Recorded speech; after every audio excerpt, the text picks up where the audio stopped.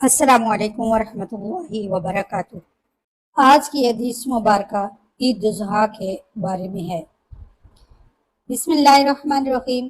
نبی کریم صلی اللہ علیہ وآلہ وسلم نے فرمایا، آج عید الاضحیٰ کے دن کی ابتدا ہم نماز عید سے کریں گے، پھر واپس آ کر قربانی کریں گے۔ جو اس طرح کرے گا وہ ہماری سنت کے مطابق کرے گا، لیکن جو شخص نماز عید سے پہلے ذبح کرے گا تو اس کی حیثیت صرف گوشت کی ہوگی جو اس نے اپنے گھر والوں کے لیے تیار کر لیا ہے، قربانی وہ قطعاً بھی نہیں ہے۔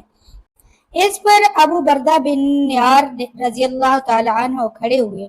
انہوں نے نماز عید سے پہلے ہی ذبح کر لیا تھا اور عرض کیا کہ میرے پاس 1 سال سے کم کا بکرا ہے، کیا اس کی دوبارہ قربانی اب نماز کے بعد کر لوں؟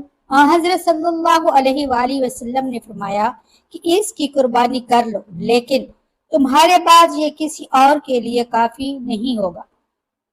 معترف نے عامر سے بیان کیا اور ان سے برا بن عازب رضی اللہ تعالی عنہ نے کہ نبی کریم صلی اللہ علیہ وآلہ وسلم نے فرمایا، جس نے نماز عید کے بعد قربانی کی اس کی قربانی پوری ہوگی اور اس نے مسلمانوں کی سنت کے مطابق عمل کیا۔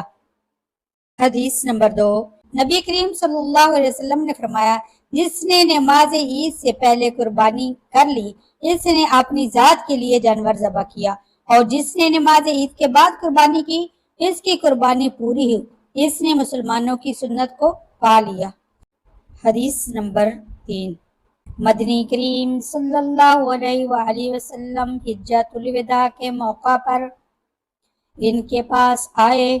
وہ مکہ مکرمہ میں داخل ہونے سے پہلے مقام صرف میں حائضہ ہو گئی تھیں۔ اس وقت آپ رو رہی تھیں۔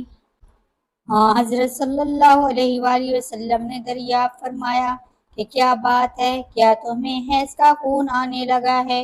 حضرت عائشہ رضی اللہ تعالی عنہا نے عرض کیا کہ جی ہاں۔ آپ نے فرمایا کہ یہ تو اللہ تعالیٰ نے حضرت آدم علیہ السلام کی بیٹیوں کے مقدر میں لکھ دیا ہے۔ تم حاجیوں کی طرح تمام اعمال حج ادا کر لو، بس بیت اللہ کا طواف نہ کرو۔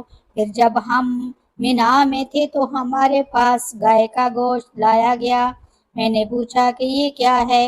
لوگوں نے بتایا کہ آپ صلی اللہ علیہ وآلہ وسلم نے اپنی بیویوں کی طرف سے گائے کی قربانی کی ہے۔ سبحان اللہ۔